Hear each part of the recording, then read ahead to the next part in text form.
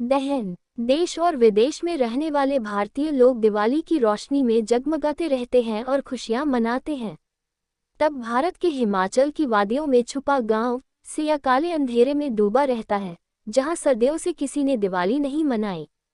अरे, मनाना तो छोड़िए, अगर कोई वहां इस त्योहार को मनाने का नाम भी ले ले, तो सभी गांव वाले मिलकर उसे गांव से बाहर निकाल देते हैं। फिर भी अगर कोई गांव में रहना चाहे, तो उसे एक कड़ी शुद्धि प्रक्रिया से गुजरना पड़ता है, जिससे आज तक कोई जिंदा नहीं बच सका। कहते तो ये हैं कि ये सब उन गांव वालों की भलाई के लिए है, जिसकी शुरुआत आज से कई सदी पहले उनके पूर्वजों ने की थी। दिवाली के दिन ही खुद की समाधि लेकर, ताकि गांव के बाकी लोग बुरी शक्तियों के प्रभाव से बच सकें।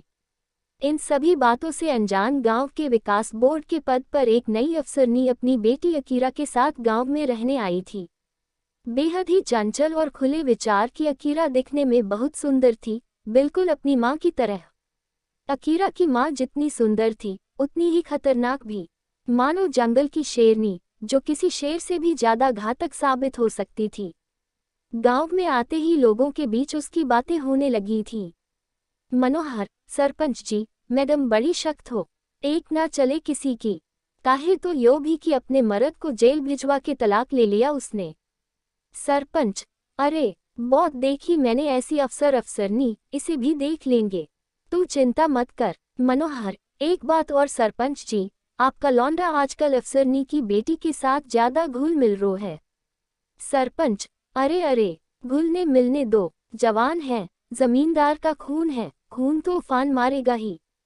नजर बनाए रखना मनोहर, आंच हम पर ना आए। सरपंच ने इतना कहा ही था कि इतने में बाहर से लोगों के चीखने चिल्लाने की आवाज आने लगी। डायन को मारो मारो, डायन को मारो मारो। बाहर देखा तो लोगों की भीड़ एक औरत को रस्सी के सहारे बांध दोनों तरफ से खींचते हुए ऊपर पहाड़ पर अघोरी बाबा के पास ले जा रही थी। जिसे देख सरपंच ने कहा, जब पता है कि इस गांव में दिवाली मनाने के नाम से ही वो राक्षस जाग जाता है, फिर भी इनका भूत उतरने का नाम नहीं लेता। ए मनोहर, गांव में बात फैला दे कि अगर किसी ने दिवाली मनाने का नाम भी लिया, तो उसका क्रिया दहन करवा देंगे। सरपंच अभी बोल ही रहा था कि इतने में वो अफसर सरपंच के सामने सड़क पर अपनी गाड़ी रोकती है। अफसर, हम तो यहाँ विकास के लिए आए हैं और आप हैं कि उजाड़ने की बातें कर रहे हैं, और इस तरह से उसे बांध कर कहाँ ले जा रहे हैं। सरपंच, नमस्ते मैडम जी, जरूर कीजिए विकास, बस हमारे गांव की मान्यता से दूर रहिए। बाकी उसने पाप किया है, शैतान को जगाने का, या तो ये निकल जाएगी या फिर मारी जाएगी। ये सुनते ही अफसर का दिमाग हिल गया। उधर दूसरी तरफ उसकी बेटी सरपंच के बेटे के साथ पहाड़ी की चट्टान पर बैठकर बातें कर रही थी कि तभी उसे भी वो आवाज सुनाई दी, जो लोगों का हुजूम उस औरत को घसीटते हुए चिल्ला रहे थे। उसे औरत की हालत ऐसी हो रही थी कि एक पल के लिए अकीरा भी डर कर खड़ी हो गई थी, क्योंकि वह औरत दर्द से चीख रही थी, चिल्ला रही थी और अगल बगल के लोगों पर हमला कर रही थी। उसकी हालत किसी जानवर की तरह हो चुकी थी और अब वह अकीरा को एकटक देखने लगी थी। उसके देखते ही वो पूरी तरह शांत हो गई, जिस पर गांव वालों का चीखना चिल्लाना भी बंद हो गया और वो सब वहीं रुक गए। पर उन्होंने अब भी उस औरत को रस्सी से आज़ाद नहीं किया। ना जाने क्यों, पर अकीरा एकटक देखते हुए उस औरत के पास चले जा रही थी। वो औरत भी अपने थरथराते हुए सिर को हिलाते हुए अकीरा को देखने लगी।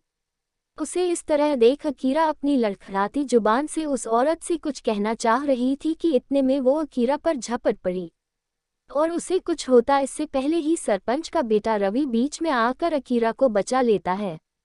ये देख गांव के लोग एक बार फिर उसकी रस्सी को तान लेते हैं, जिससे वो औरत किसी जानवर की तरह चीखने लगी थी। रवि अकीरा को साइड में ले जाकर उसे कहता है, तुम पागल हो क्या?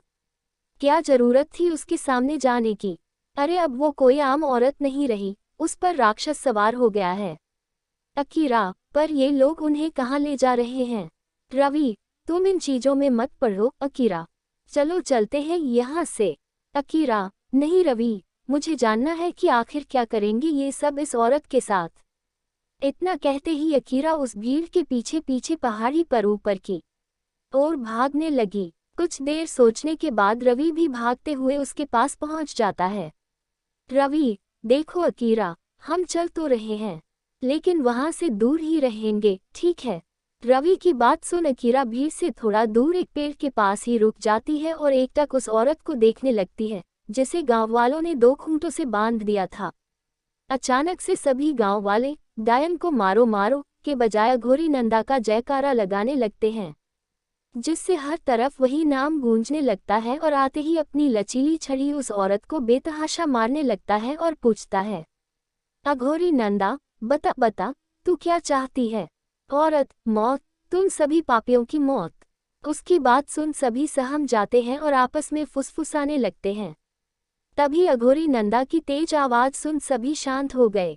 अघोरी नंदा, शांत, ये नीच अब सभी गांव वालों के लिए खतरा बन गई है। हम इसे निष्कासित भी नहीं कर सकते, क्योंकि ये जहां जाएगी बस तबाही लाएगी, इसीलिए इसे यहीं जलाकर भस्म करना होगा। अघोरी नंदा की बात सुनते ही एक आदमी आगे बढ़ और उस औरत को तेल से सराबोर कर देता है। अघोरी नंदा भी आसमान की ओर देखते हुए मंत्र पढ़ने लगता है। देखते ही देखते आसमान की घटा घनघोर होने लगती है और शाम अपने सरूर पर है। तभी एक आदमी मशाल लेकर आगे बढ़ता है और नंदा के इशारे पर जिंदा औरत को आग के हवाले कर देता है, जिसके बाद उसकी चीख दूर दूर तक ऐसे फैलती है कि गांव के लोग बाहर खेल रहे अपने बच्चों को घर के अंदर खींच लेते हैं और दरवाजा बंद कर अंधेरे में कहीं खो जाते हैं। अपनी आंखों के सामने एक जिंदा औरत को जलता देख अकीरा भी चीख पड़ती है, पर रवि उसके मुंह को दबाते हुए जंगल की तरफ खींच लेता है। अकीरा की आवाज सुन अघोरी नंदा बोला, अघोरी नंदा, कौन थी वो? पकड़ो उसे, उसके अंदर से निकलती हुई बुरी शक्तियां घर कर सकती है उसमें, पकड़ो उसे। जैसे ही रवि ये सुनता है, वह अकीरा का हाथ पकड़ तेजी से पहाड़ी के नीचे जंगल की तरफ भागने लगता है। साथ ही अघोरी नंदा के इशारे पर कुछ लोग भी उसके पीछे भागने लगते हैं। रवि अकीरा को अपने आगोश में लेकर एक पत्थर के पीछे छुप जाता है और वो लोग आगे निकल जाते हैं। उनके जाते ही रवि और अकीरा उठकर खड़े हो जाते हैं। अकीरा, रवि, उन लोगों ने उस औरत को जिंदा जला दिया और अब मुझे भी। इतना कहते ही अकीरा रोने लगती है और रवि को गले लगा लेती है। रवि, तुम फिक्र मत करो अकीरा, मैं कुछ नहीं होने दूंगा तुम्हें। अकीरा, मैं जानती हूँ, जब तक तुम मेरे साथ हो मुझे कुछ नहीं होने दोगे ना तुम। इतना कहते ही अकीरा अपने होठों को रवि के होठों से लगा देती है और एक बार फिर से उसे अपनी बाहों में जकड़ लेती है। तभी वो महसूस करती है कि रवि की पीठ से खून निकल रहा है। धीरे धीरे उसका पूरा शरीर कांप रहा है। रवि को देखने के लिए अकीरा खुद से अलग करती है तो पाती है कि वो सिर से लेकर पांव तक पसीने से सराबोर है और कांप रहा है। अकीरा, रवि, क्या हुआ है तुम्हें? तुम ऐसे क्यों कर रहे हो?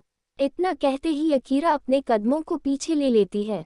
तभी वो देखती है कि रवि का पूरा शरीर अकड़ने लगता है और आंखें लाल हो जाती हैं। उसकी सारी हरकतें बिल्कुल वैसी हो जाती हैं जैसी अभी कुछ देर पहले उस औरत की थी। वो समझ चुकी थी कि अब तक जो रवि उसे हर मुश्किल से बचाने का वादा कर रहा था, वो अब किसी भी पल उसे खत्म कर सकता है। इसलिए वो चीखते हुए जंगल से गांव की तरफ भागने लगी।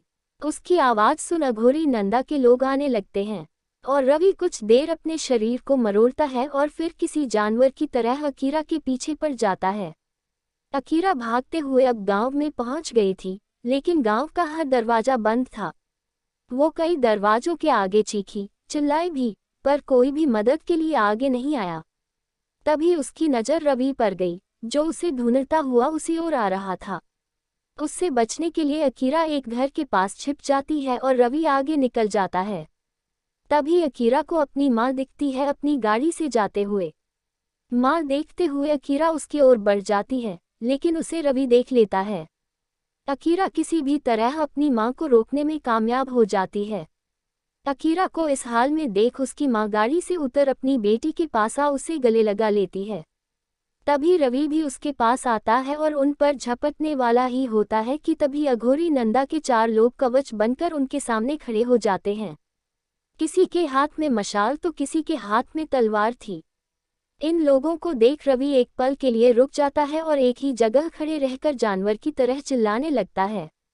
तभी उनमें से एक आदमी मशाल को अकीरा के हाथ में थमा देता है और खुद रस्सी लेकर रवि की तरफ बढ़ने लगता है।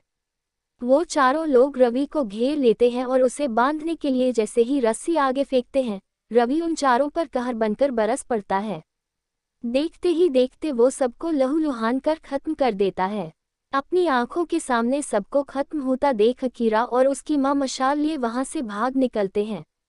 पर रवि दूसरी ओर से ठीक उनके सामने पहुंच जाता है और उनकी तरफ झपटने वाला ही होता है कि अफसरनी उसे मशाल दिखाकर दूर करती है और फिर गांव वालों से कहती है, आज आपका गांव इस राक्षसी शक्ति की चपेट में इसीलिए है क्योंकि आप सभी अच्छाई में विश्वास रखने से ज्यादा बुराई से डरते हैं। अरे, दशहरा और दिवाली हम बुराई पर अच्छाई की जीत के लिए मनाते हैं ताकि हमारे जगमगाते घरों को देख बुराई दूर ही रहे। पर आप सभी खुद को इसे अंधेरे में डाल खुद से ही बुरी शक्तियों को न्योता दे रहे हैं। आज दिवाली है और यही वो दिन है जब आप सदियों से अपने गांव में बसी शैतानी शक्ति को बाहर कर सकते हैं। सोच क्या रहे हैं? कर दीजिए रोशन अपने घर को दिवाली के दिए से। अफसरनी की बात सुन गांव का सरपंच अपने घर की खिड़की से झांक कर कहता है, गांव वालों, हमारी बात को ध्यान से सुनो। भले मेरे बेटे की बलि चढ़ जाए, पर परंपरा नहीं टूटनी चाहिए। अफसरनी, देखिए, आप सभी मेरी बात सुनिए। घर में अंधेरा रखकर शैतान से नहीं बचा जा सकता, बल्कि उजाले में विश्वास करके बचा जा सकता है। आदमी, सरपंच, ठीक कह रही है अफसरनी। इतने साल तेरी सुन के कौन सा हम बच रहे हैं? एक एक करके हर साल कोई ना कोई खत्म ही हो रहा है। आज इसकी बात सुनने में जीने की उम्मीद आ रही है, तो इसे भी करके देख लेते हैं। गांव के इस बुजुर्ग की बात सुन सभी एक दूसरे को दिए जलाने को कहते हैं, जिसके बाद अंधेरे के साए में घिरे इस गांव के घरों से रोशनी निकलना शुरू हो जाती है। कोई अपने घर में दिया जला रहा होता है, तो कोई लालटेन से अपने घर को रोशन करता है। देखते ही देखते कुछ ही देर में पूरा गांव जगमगा उठता है। दूसरी तरफ अपनी बेटी को बचाने के लिए अफसरनी भी मशाल के दम पर रवि को रोके हुए थी, लेकिन गांव में फैली रोशनी को देख रवि के अंदर की शैतान अपने आप ही मरने लगता है, मानो दिवाली के उजाले से उसके बुरे साम्राज्य का अंत हो रहा हो। अगले ही पल उसमें से काली शक्तियां निकल आसमान में चली जाती हैं और रवि निढाल हो जमीन पर गिर जाता है।